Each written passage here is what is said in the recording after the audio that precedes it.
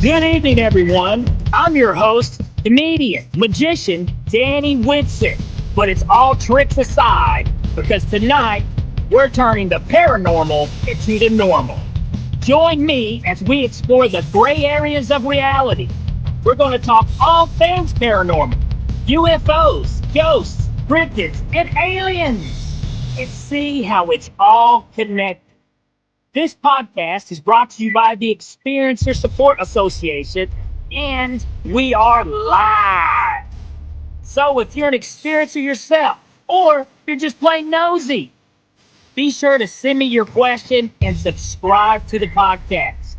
Now, get ready, because it's going to get deep. No, really, we're going to go way out there, because this is beyond the tinfoil hat.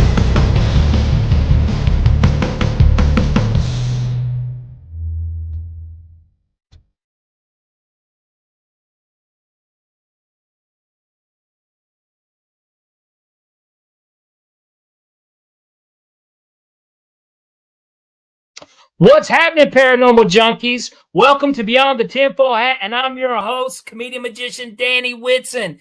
Guys, we are broadcasting live from the United Public Radio Network, the UFO Paranormal Radio Network, 105.3 FM on the Gulf Coast and 107.7 New Orleans. Guys, thank you so much for tuning in this evening. We got a fantastic guest. Yes, something that actually I don't think we've ever really had on this show. Not yet. Something I'm very interested in learning about, and hopefully you guys will be too. So get your questions ready, okay? Because today, let's get a big welcome for energy healer, author, and guide to personal transformation, Fran Bailey. Thank you. That's such an introduction. I love that beginning. That is so fantastic. Thank you, Danny. Well, I tell you what, Fran, excited to have you on here. I'm very interested in learning more about what you do. But before we do that, do you care to let our audience know just a little more about Fran? Okay. Well, I grew up in a metaphysical home, which means grew up as a Christian Scientist. So I learned the positive way of thinking and healing, and we didn't go to doctors a lot. And so it was really up to us to understand our relationship with the higher spirit. And, this mind over matter was very, very big as I grew up. And I was also grew up with music and dance. And I was a dancer, my first career as a dancer, and went on to teach dance and perform and choreograph. And eventually I was teaching at a Montessori school, and one of the parents said, "I think you can see energy." And I said, "What's that?" And he said, "Well, you need to start training." So evidently I'd been doing energy work as I was teaching all the time, because I could see it and sort of understand the energy, how it would move. And that's what's the interest with me, because dance, you're doing music, you're doing choreography, you're doing sensing your body, you understand the physical athleticism, but at the same time you have to be kind of out there in order to understand the direction. And so I was doing it all along, and I trained with Rosenbrier out of California, famous, really good healer, very psychic and she medical intuitive. So I can ask you that. So you're like a choreo. Okay, so somebody saw something in you that you had this talent based off of your teaching and stuff. Is it almost something that because I hear people talk about auras. They see auras around people. Did you see stuff like that with the people you were working with? I did, or I would see injuries, or I would see, just a shift of a balance, or I would see, it's hard to explain because, this gentleman was a MD from South Africa, also an alternative doctor, and he was opening up an alternative center and wanted a lot of people to come and work with him. So he trained with a lot of other healers all over the world. And so he could see. And so he saw that I could see. And part of the process is that you're in a multidimensional level of understanding all the energies at the same time. It's just everything is energy. Everything is energy. Now, I totally agree. Yeah. I do want to back up just a minute because I don't know a lot about this, and I find it, anything I don't know a lot about, I usually find interesting. You talked about how you came up in a Christian Science house. So Yeah. what exactly do they teach, and is that something you still follow? I follow the philosophy. There was a woman who actually healed herself in the 1900s. Her name was Mary Baker Eddy, and she channeled Jesus and healed herself through her mind.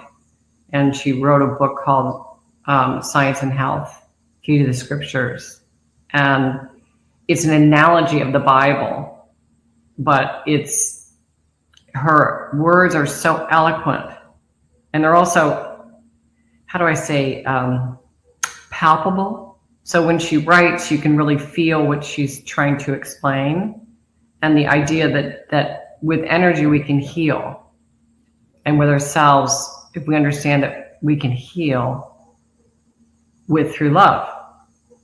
So that's how I grew up. It was just kind of like, oh, well, doesn't everybody else have that? So it's not you go in and get communion, and there's none of that.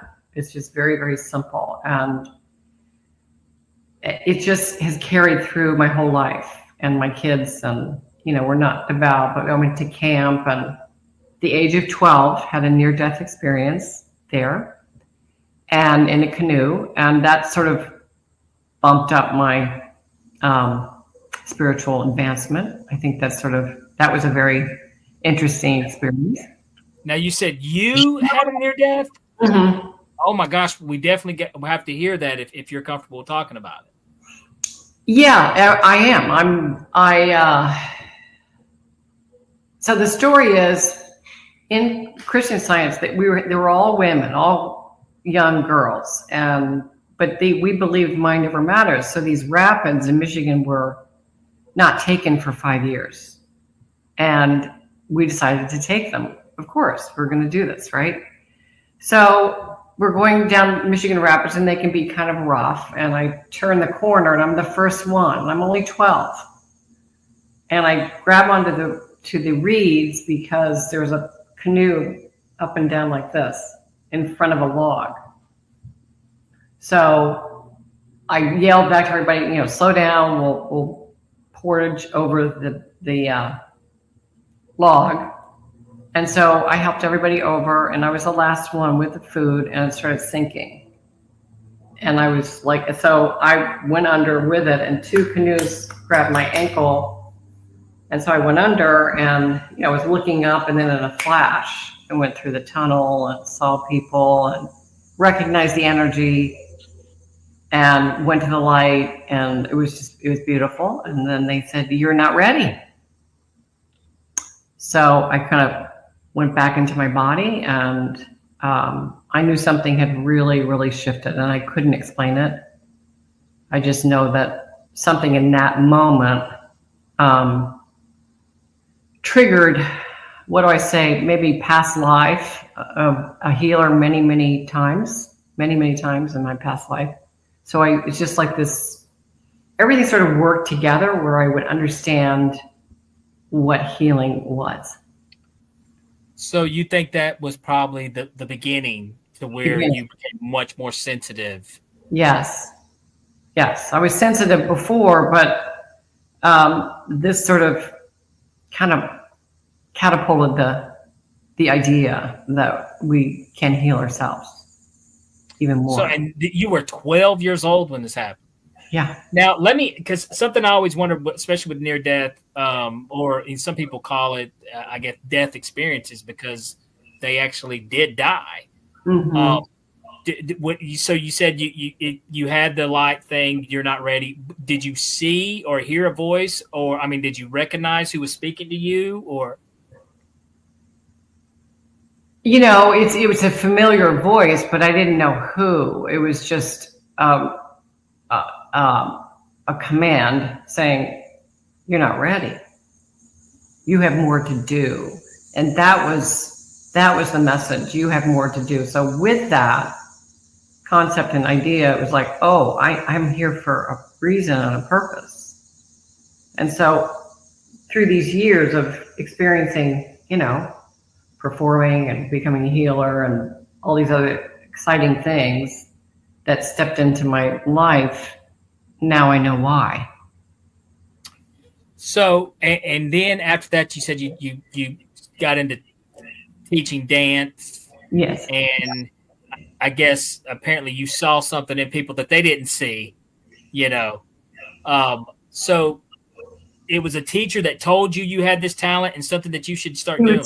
He was a doctor, and I was teaching his children, and I would have the parents come and take the class with them because, movement is an expression, and I wanted them to understand the artistic thing that kids can do. And anyway, so I started training with his trainer, and she came to Cincinnati and went, oh no, they found me. She was so incredible. And I just sat next to her and went, oh my God, I know you. I know everything about you. I understand what this is. If I'm not going to dance with my feet, I'm going to dance with my hands. I'm going to move energy. I'm going to understand and increase my skill so that I can share this gift. And then the gift became even more. So I worked there for 12 years, and then I went out on my own, started doing very deep meditation, channeled the word SHEVA, SHEVA, Seeking Harmony and Energy, Voice, and Action, 2002. And that was the method. That's what I was here to do. So, okay, did this guy, I remember you mentioned how you were taught under someone. Rosalind? Yeah. Okay. So he taught you, how to do this. How to run energy on a body. So she's a medical intuitive. So I trained with her. So the interesting thing about being a healer is that you understand it intuitively, and then you learn skill, and then you bring that skill. Well, what exactly? Okay, for someone, people just tuning in, checking out, what is an energy healer? Okay. What exactly? So an energy healer will align the body. So he's laying on the bed or she's laying on the bed. An energy healer will align the body through the chakra system. And once you align the body, then you see where the illness is, or you see where the injury is. The first thing an energy healer does is align and put their hands right where the injury is, so that you're running energy through the body. Whether it's cancer, you run energy around the cancer cell and kill the cancer cells in the body. So there are all kinds of ways you can do that. I've had many people come just by themselves, or I work with another doctor doing acupuncture, and we'll work together. So the impact is very strong, because this thing that we have is incredibly, it's just the natural work of this body is amazing. If you tap into the energy of our bodies and hold the thought and the energy of, okay, well, there's some sort of mishap here and it's temporary. So let's just play with that energy and see if we can let it flow and go out the body. Many times I've had that experience where the injury's gone, it just leaves the body.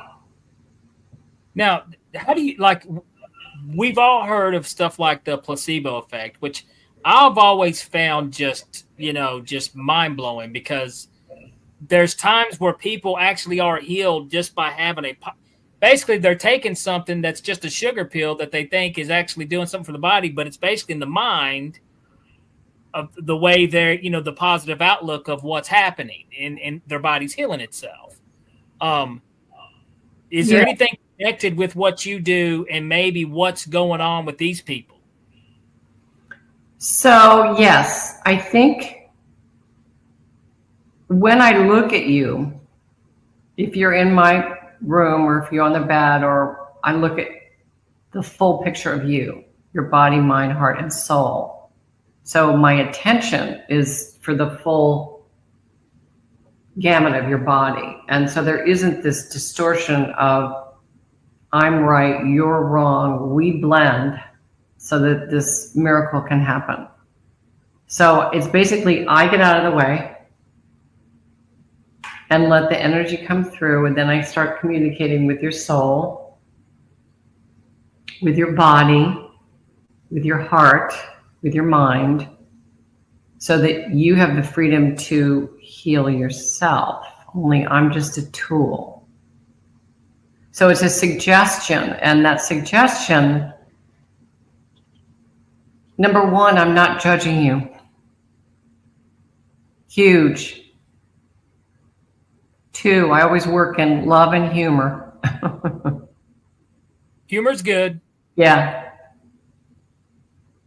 3, let's get rid of this, shall we? Are you ready to let go? Let's do this. If you're not, you're not. I'm not going to push you. It depends. Somebody could be sitting across from me and their career is changing, and I'll read their energy and say, well, this is stuck, and let's look at it this way. I move very, very quickly, very fast. So what are some things that you have identified with people who you've worked with, if you don't care to share? Well, let's see. So I work with this chiropractor, and really intuitive guy, but he kept getting stuck. He kept getting stuck and not move in relationships, and it was the same pattern. So if you have a pattern of thought, that is an energy loop. So you're attached to that loop. And he came here, and I said, you are attached to that loop. And around that loop is a lot of anger.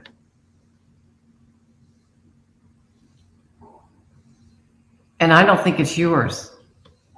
I think it's coming from somewhere else that you're attached to, because someone is giving you the image that's not you. So you're holding on to their image, not your image. Boom. Bingo. So does that make sense? Yes. Okay. So in other words, we all hold in the third chakra. This is the personality. This is the belly button to the breastbone, and that's sort of our ego. And when we are being questioned, that third chakra collapses. And when that's where the flow isn't going. So what I did is just open it up and allowed him to see his own beauty. So this is something, it kind of changed his outlook. And energetically, we got rid of it. So the cord was broken. And it's like, it just, like that, it was gone. So do you meet these people, or is there something that you could tell, like that person's got broken energy, needs to be healed? Is that something easy for you to identify? Yes, if they're willing, but I will not come forward. I will not, if I do not have permission. It's very important you don't impose your energy on anyone. I have a gift, I can share it, but if you're ready to go, well, let's do it. I can do it in 3 sessions and we're good. Now, you mentioned the word SHEVA earlier. What that's an acronym, correct, for something? Mm-hmm. What does that stand for? Seeking harmony in energy, voice, and action. Okay. So all those things are it's always this continuous flow. So the harmony keeps the flow going, whether you are, you're responding, you're acting, and it's always going to come from the heart. Now, is this something, I'm sure you practice this on a daily, something that you practice, but how hard is it though? Let's be honest, Fran, how hard is it when someone cuts you off in traffic, or you read something stupid on the internet and someone says something stupid and you just, you catch yourself being a negative Nancy, and you've got this negative energy all built up, which I'm with you, because I believe energy is everything. And you know what? I'll share a quick story with you real quick. Real quick, I'll share real quick. And tell me if I'm on the right track here. Okay. Tell me if I'm on the right track, because you're the energy guru. All right. This is just something new to me. A few months ago, I got pulled over, I think, for grabbing my phone, and I literally grabbed my phone, put it on the dashboard, and the cop pulled me over and gave me a ticket for it. And, he even had the nerve to walk up and say, "Mr. Whitson, you have a clean driving record, but I'm going to go ahead and write you a citation." I was like, "Well, thanks, bud." Well, anyways, I took the ticket, went on with my day, and I thought, man, that was kind of a jerk move. And I could sit here and talk bad about cops and this and that. And not all cops are the same. You've got good cops, you got bad cops, just like any other occupation. But if I bash this guy and throw it out in the ether, out in the atmosphere, I'm putting negative energy out there that negative energy could affect a good cop one day, someone's attitude. So the way I say it, instead of putting that energy out there, maybe sympathize with the guy a little bit and just write it off and move on. It was just a stupid ticket. You paid it. It's done. So when people talk about putting energy out there, it's like it does something, like if you put good stuff out there, it's going to be good. So someone's going to experience. But if you put the bad stuff out there, it could even come back to bite you. Exactly. Yeah, absolutely. Am I on the right track there? Yes. So it's a good thing to remember these days, and you did that very well. And we are human; we make mistakes, and all of us are being affected by all this energy, all the media. We are being affected very intensely, each and every one of us. He probably had a bad day. He was mad. He took it out on you, whatever. And it's just like, okay, what are we going to expend our energy on? We have a choice. And especially now, we have a choice to understand what's going to work for us at every minute or what isn't. And so that you're defining how you navigate through the world, and it can be either positive or negative. But ultimately, if you look at the positive and say, okay, this is the direction I want to go in, because I know that world opens up. Just like the beginning of all your electronic stuff is the same frequency. It's a higher frequency. This is not. So that being in that higher frequency will pull you out of that humdrum of negativity, or the 3D level. This is 5D. Does that make sense? Sort of. I'm definitely with you. Basically, it does sum it up. If you practice what you preach, kind of thing, you won't deal with that negative energy and emotions as much as if you try to stay in a positive energy way of thinking, I guess. Yeah, I mean, in a perfect day, we're not going to do that 24/7. We're just not. Yeah. We're human, and we have to forgive. That's the biggest. That is the biggest, is the forgiveness part, and most of us don't tend to. I think ego gets in the way, and which all that is just an illusion. It's not, most of the ego is not real, in my opinion. So it's just, but I find it's a challenge. It's something that I try to work on. I do try to work on putting more positive energy out. It always feels better too when you do that. You feel better yourself when you do that. Mm-hmm. So, and I think, the negativity and, that negative energy is attached to illness and a lot of other things that so I'm definitely on board with you, kind of what you're doing. I think it's great. And you said you've really helped a lot of people with this, correct? Yes. The method, the SHEVA method, is because I was a dancer. I studied the body for years, obviously. So the SHEVA method is body work. So I teach you how to run energy on your body. And it's a 25-minute workout where, it aligns my body. I can really understand where my body is, because this is the one that gets affected, this thing that we're in, no matter what. And then there's a deep meditation, which is always about the chakra system. The movement's about the chakra system. The chakra system is our psychic centers, 1 through 7. And they're kind of like everything as a chakra system. It's just like the vertebra. So if something's out of line, like if your 4th chakra at the heart is, you're hurt, or your heart is broken, the body's going to be affected. And you might have illness. Or if you look at the heart and say, okay, we're going to mend the heart, that's the origin of where it came from, then we heal that and start loving ourselves, then the flow will start. So there's the body work, the meditation, and then this is an interesting thing. It's called the Enneagram, which is the study of personalities. And that was designed by a man, Russian, from Russia in the 1900s. And he studied movement of all the countries. Interesting. He realized that we are all the same, but we tend to move a certain way. We tend to navigate through the heart, through the mind, or through the body. And there are 3 personalities in each type.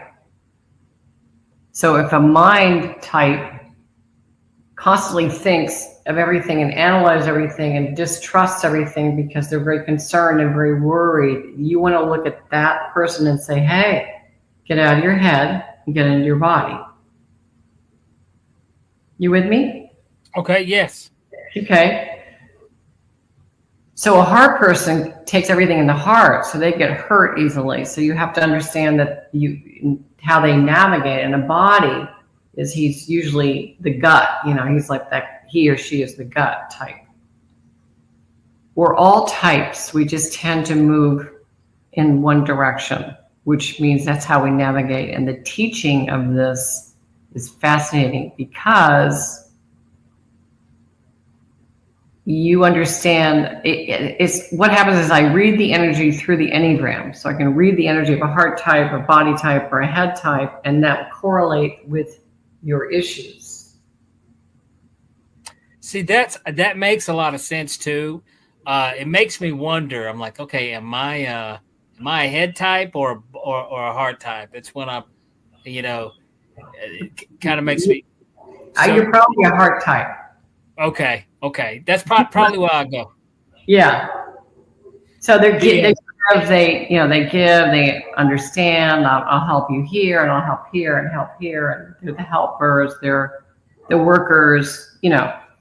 Well, I tell you what, Fran, this is what I'm going to do. First of all, I want to say, Julie, we see you. David, we see you. Michelle, we see you. Guys, we're going to cut to a commercial break. When we come back, if you got some questions for Fran, definitely get them out of here. We'll get them on the screen. Think of anything. This is a very interesting topic, by the way. I'm loving this. And also, when we come back, I want to hear a little bit more some paranormal stories. I think you may have something for us as well.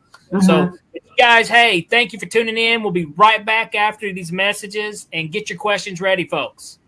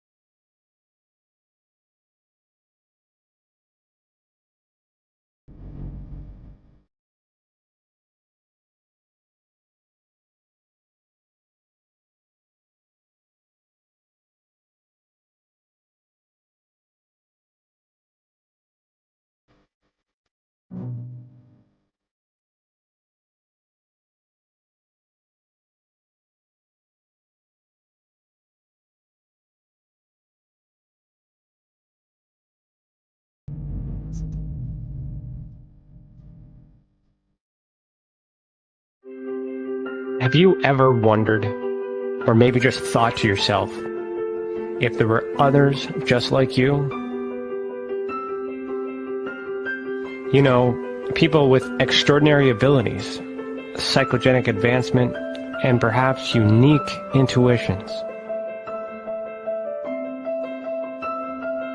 Maybe you just wondered if there were other people who experienced unimaginable, unexplained, or even unusual and paranormal events. Are there people who have more questions, more fears than answers? Well, you're not alone. You've never been alone. We believe you. Sign up for EA today.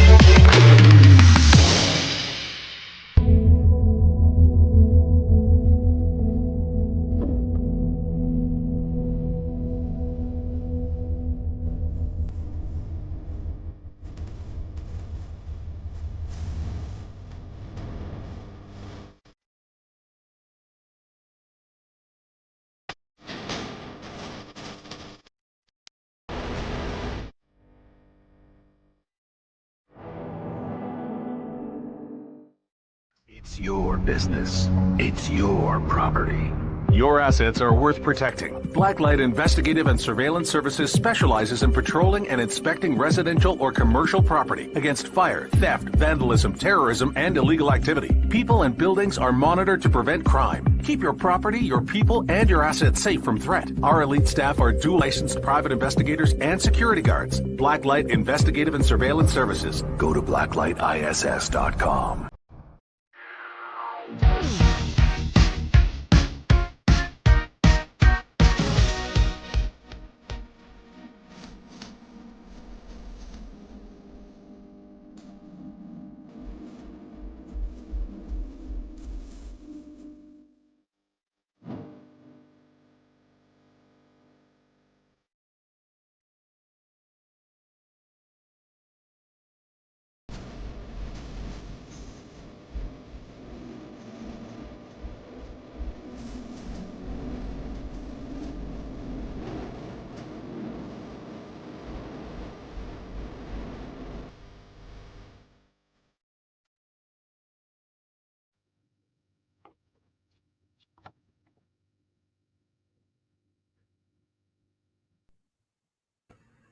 All right, guys, we are back. And if you're just now tuning in, we've been talking with energy healer Fran Bailey.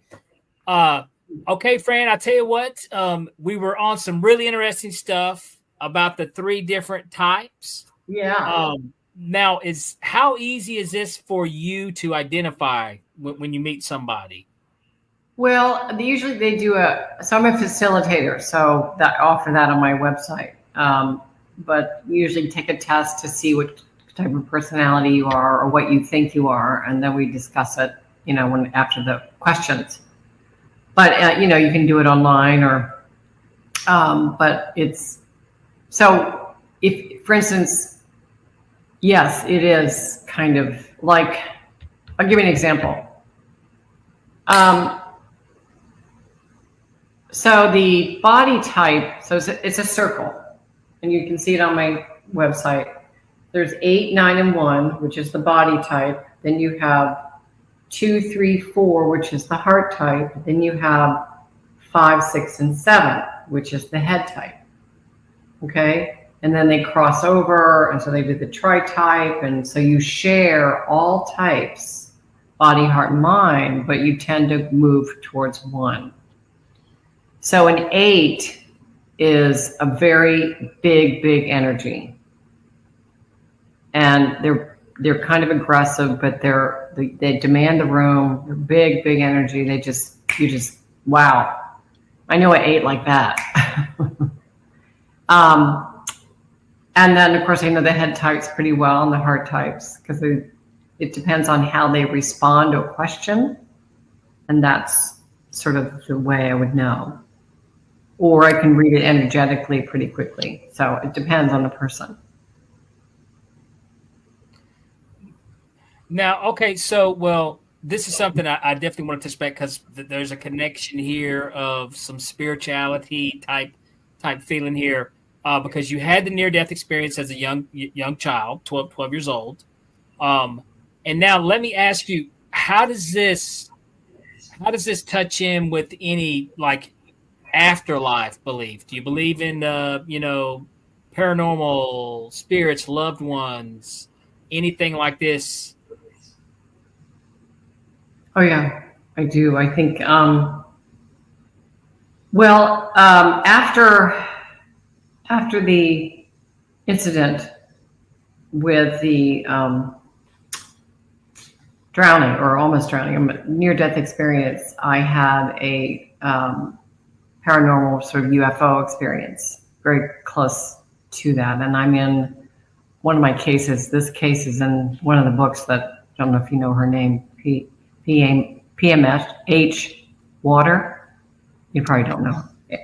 Do you know her? I don't know that there's something familiar there.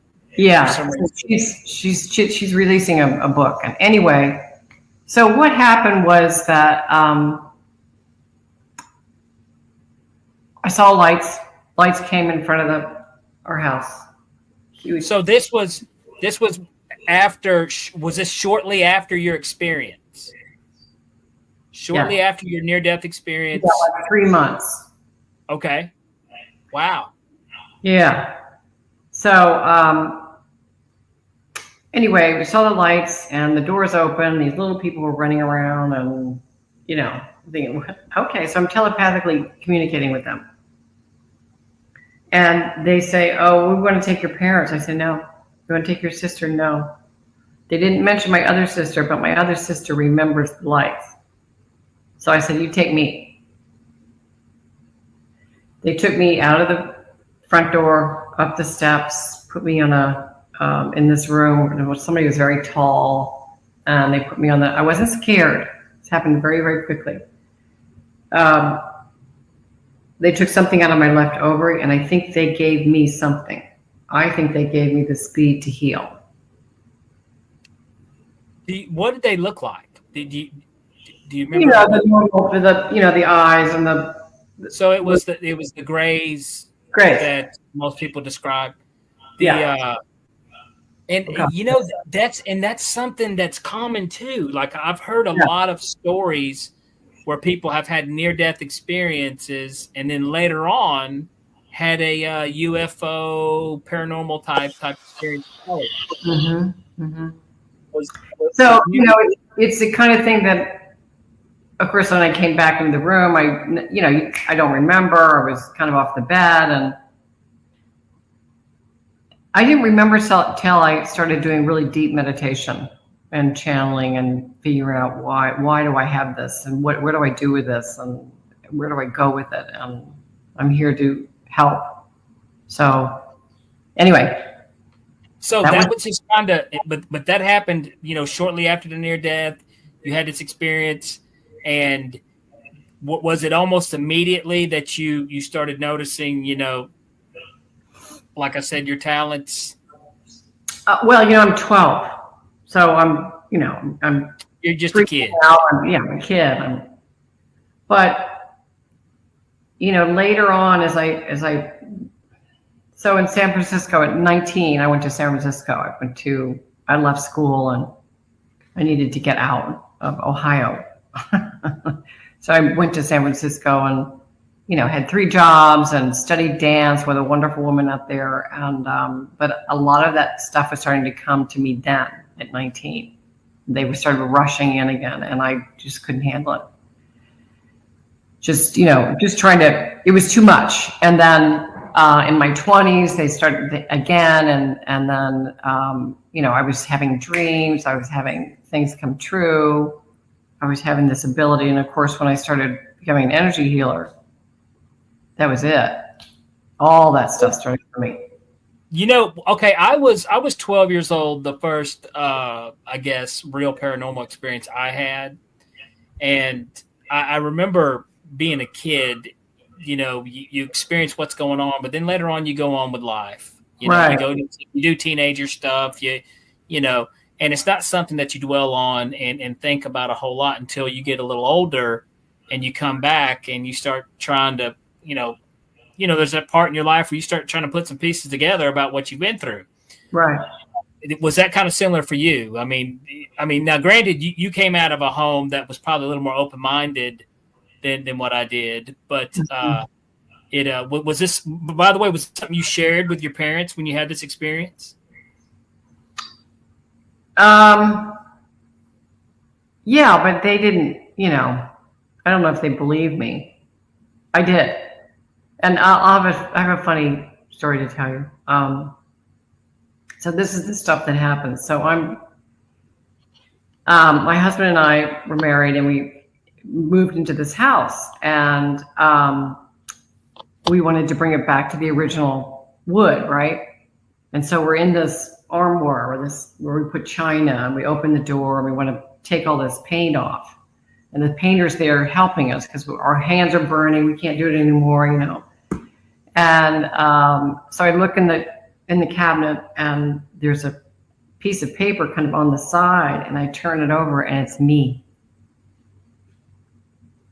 I mean, I went, my husband went, and the painter said, "I am not working here. I'm leaving." So I walked out the door. But, that's the kind of, I think things happen because, it's like they want you to stay on track, and they want you to stay in this evidence that you've had and life experiences that you've had in order to make it to the next place and make it to the next place and make it to the next place. I mean, I know you know what I'm talking about. Oh yeah. Yeah. Yeah. So I just think that it's part of the program. You come in with this. And so when we're in resistance, that's the hard part, because we don't know where to go. So, well, I think, also the more, I tell people, when you open your windows, you're able to see out a lot better. Mm-hmm. And, most people, they live their whole life with everything shut tight, and they're focused on the most unimportant things that they could possibly be focused on, which is unfortunate. But that's how most of us do, tend to. Luckily, I think a lot of the viewers, people who do tune in, Michelle says over here, says, "I need this."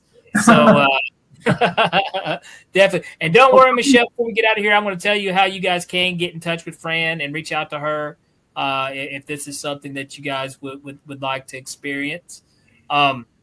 So this also sounds, tell if I'm wrong, okay, but is this have a close connection maybe to Hinduism somewhat?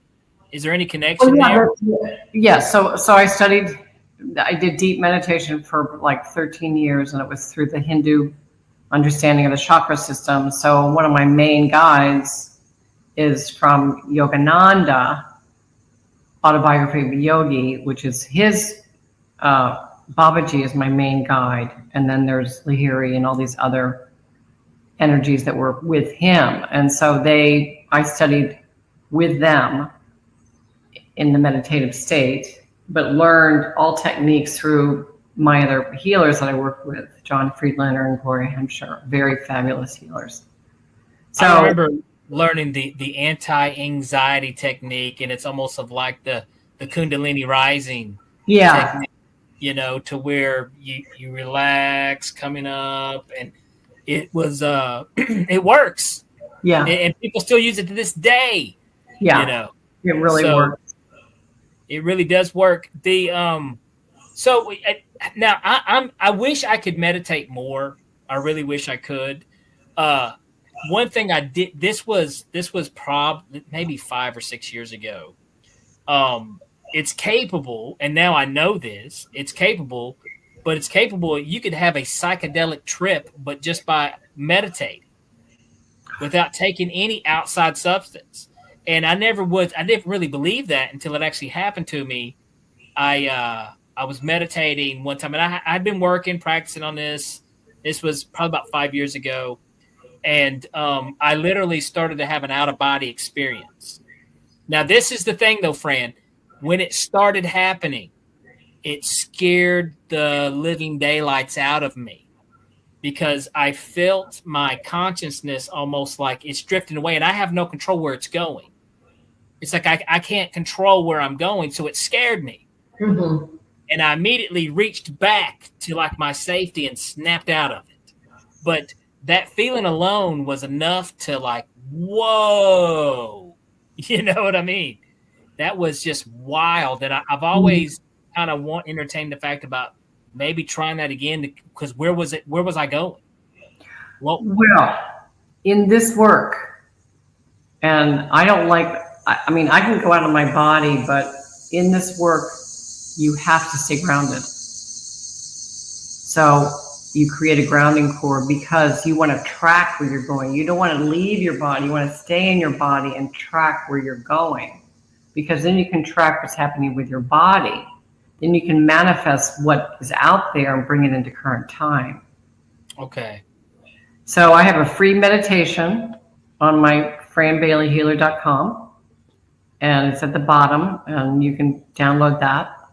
I've written a book, Emergence, and it's all about the chakras and beautiful colors and poems and Leonardo da Vinci, and it's just an overview of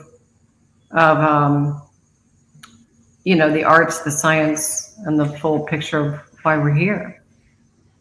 This is something else I thought of. Is this something that you would recommend maybe for someone who's maybe trying to overcome like an addiction? Mm-hmm. Absolutely. Have you worked with any people in the past that maybe had some addictions? Yes, I have. I've been pretty successful. And that's karma. So I just am finishing, I'm actually offering a karmic, SHEVA karmic clearing, and it's at a discount at the end of August, and it's really cool because it's fast, it's efficient. You actually put in the circle, karma is an energy stuck. It's like right now we have to get rid of karma because we have to move forward into this new place.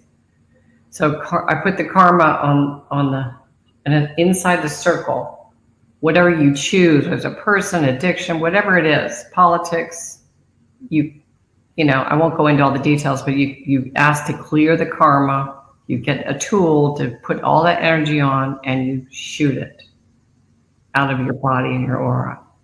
Now, you mentioned the word karma, which is so used in vocabulary these days.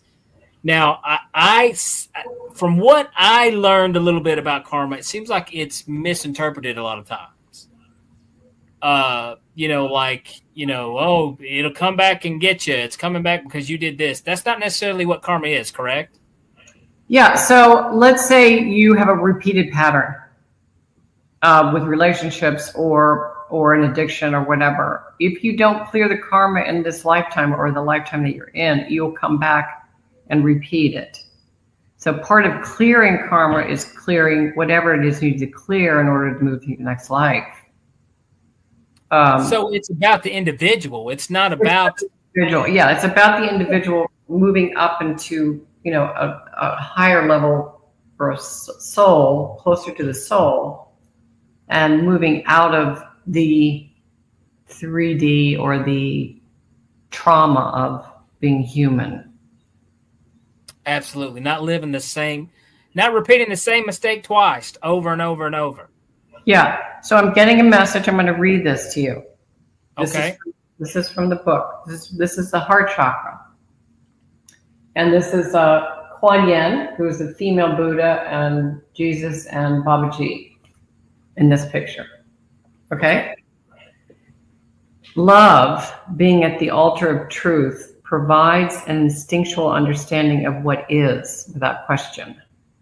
You can now ground, create, and be present in love as you continue the process of creating what you want in harmony. Nice. I totally dig it. Yeah. So it's about so you can actually feel.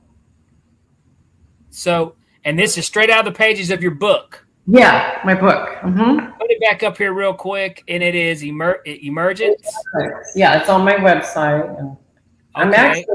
I'm actually selling them here in my house. I mean, I can write a note, a personal note to you. So okay, awesome. So, well, I tell you what, I've loved talking about this stuff. This is highly interesting to me, especially, I mean, with everything kind of that you've went through to get here. I mean, the near death, the UFO experience, and then it's interesting how you kind of traveled down that road of choreography and stuff, teaching. So it's like you were born. This was meant for you. I'm old. I'm older soul. So it's like, yeah. Well, okay. I mean, but hey, I think everybody has a purpose, and your purpose is energy healing. So what is there any social platforms other than the website? Anything people make? Are you on Facebook, Instagram, any of that crazy world? Instagram, YouTube. I have a lot of interviews there. So would they just search Fran Bailey? Would that how they'd find you there? Yeah, franbailey.healer.com. Franbaileyhealer.com. Yeah, or the SHEVA Method is on Facebook. Okay. So I post a lot of stuff there. And then LinkedIn, which is Fran Bailey. So, but if somebody wanted to make an appointment with you to have a private session or something, they would go through the website. And just, and if you have any questions, you can just question me first, or or sign up or just email me, say, hey, I'm not sure about this, what do you think I should do? And usually I'll have like a 15-minute consult through the phone just to figure out where you need to be. And that's really nice, because then you do like a little consultation front. Okay. With no charge, and you can just email me and we'll do it by phone. Awesome. And the book is available on the website. Yes, as well. Mm-hmm. Now, are you looking right now? Do you have anything scheduled? Maybe do you do any public stuff? Anything right now, or is that something maybe in the future you may be doing, like talks about the book and stuff? Or yeah, I usually do. I just finished a free meditation on Sundays. I do it like every quarter. I'm doing summits. I have a summit next Saturday. So if people are in your area, definitely, like I said, you have that information on the website too. You'll post stuff like that as well. If someone wanted to maybe catch Fran live or something, that sounds great. That sounds, what? This has been, like I said, a very interesting episode here of Beyond the Tinfoil Hat. Like I said, I don't think we've had an energy healer on here before. Actually, I know we haven't. And this is something new to me, and it's something very interesting to me. And like I said, I'm a firm believer in, trying to put positive energy out there, because it, does reflect physically, Yes, it does. Yeah. It definitely comes back. Well, Fran, like I said, this has been a pleasure talking to you. We've got, we had the comments. People have really enjoyed this, and, like I said, I'm sure some people will be reaching out to you, maybe to talk with you a little more about this. Yeah, feel free. I'm here. All right, Fran, thank you so much for coming on the Beyond the Tinfoil Hat. You have been amazing. Thank you. Thank you so much, Danny. All right, guys. Thank you so much for tuning into this episode. Like I said, we got Julie, David, Michelle. And if I'm missing somebody, am I missing somebody? I'm sorry if I am, but that's who I just see right over in the corner. Thank you guys so much for tuning in and watching Beyond the Tinfoil Hat. This has been a fun episode. If you guys have not done so, okay, the quick reminder, that's right. Head over to Patreon, show us some love and heed the world. Make a small little donation, get access to some super cool articles at experiencersupport.org. Also, if you're a first-time viewer or listener to this podcast and you've got experience you would like to talk about, but maybe you're a little worried about, okay, of being judged, all right? Well, don't worry. You can reach out to Ryan Stacy at experiencersupport.org. Go over your situation, tell him all about your story, and he will break it down and help you the best way he can. If you guys have not done so yet, be sure to like and subscribe to Beyond the Tinfoil Hat, okay? Wherever you listen to podcasts, we are there. And let your friends know, all right? If anybody has any slightly interest in the paranormal, let them know. Tell them about the podcast. We have some really interesting guests coming on here, and this is a safe place. So we can all keep the normal paranormal here, all right? So this is a safe place. Also, here's another one. If you would like to know more about your boy, about your host, about me, yes, you see the word comedian, magician. What in the world does that got to do with Beyond the Tinfoil Hat? Well, hey, I tell you what, I'm an experiencer, and I like to believe in cool stuff. If you'd like to learn more about me, head over to Instagram at Super Magic Boy on Instagram. Give me a follow. You can come see some of my shows. I talk about the paranormal in my show. Yeah, we have fun. We laugh. We do magic. It's a really fun time. You can catch me. I move around everywhere. Also, check out Danny Whitson Magic and Comedy on Facebook. You can give me a follow there. I post where I'm going to be, post upcoming shows as well. If you also check out some, like I said before, check out some really cool articles at experiencersupport.org. Give me a follow. And one more, I got to mention this. I almost forgot. Ryan Stacy's podcast. His podcast airs on Mondays at 5 p.m. Eastern Time, streams live on YouTube. It's called The Skeptical Sleuth, okay? I've watched it. I really enjoyed it. He doesn't have hosts on, but what he does, he takes actual cases and he'll break down and he'll explain them to you. He's a very analytical investigator, okay? This isn't just, just stuff flying at you and you're like, well, I'm accept that. I'm going to believe in it. No, Ryan really breaks it down for you, okay? So definitely check out his podcast, The Skeptical Sleuth, on 5 p.m. on Mondays. And then, we pop up on Tuesdays at 6 p.m. Beyond the Tinfoil Hat. Guys, we have broadcasted live from the E-United Public Radio Network, the UFO Paranormal Radio Network on 105.3 FM on the Gulf Coast and 107.7 FM New Orleans. Guys, thank you so much for checking us out. I'll see you next Tuesday.